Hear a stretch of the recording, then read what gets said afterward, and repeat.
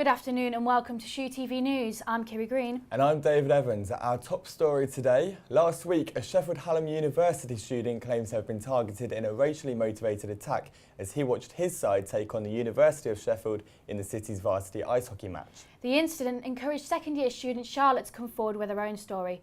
I went to find out more. Charlotte Cuff was just trying to enjoy some drinks before her night out during Freshers Week.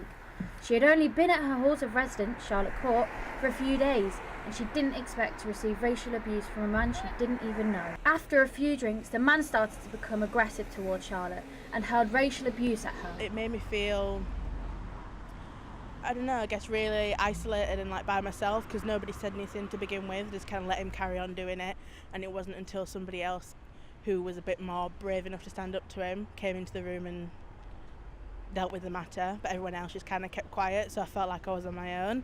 According to staff at Sheffield Hallam University, racist incidents are few and far between, but the university wants victims to come forward.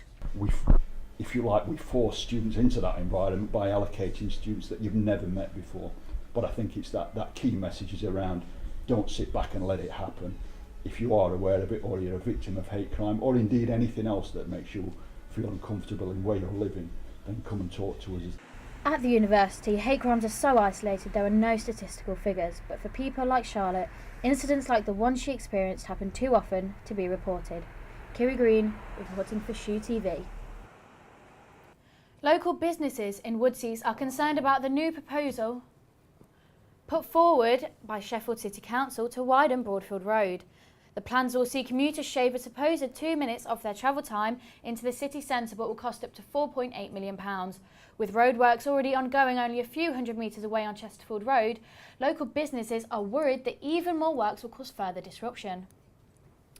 It's been revealed by the Taxpayers Alliance that Sheffield City Council's chief executive makes over £200,000 a year, while cuts have been made to the police force, the elderly and schools around Sheffield.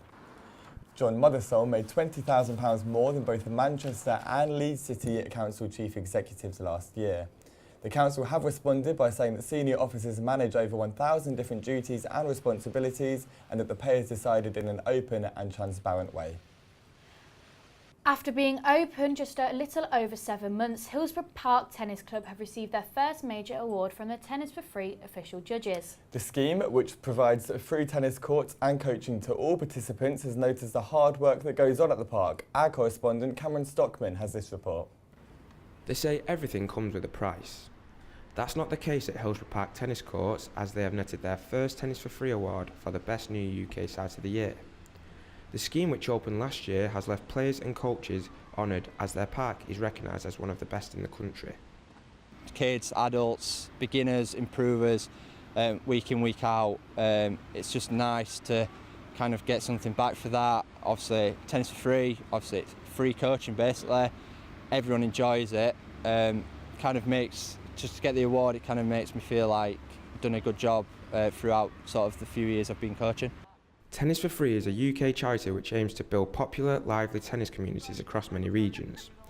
The judges found this year's awards fairly hard, but Hillsborough Park stood out from the rest due to their warm and welcoming environment. And that's not the only thing Hillsborough Park has to brag about.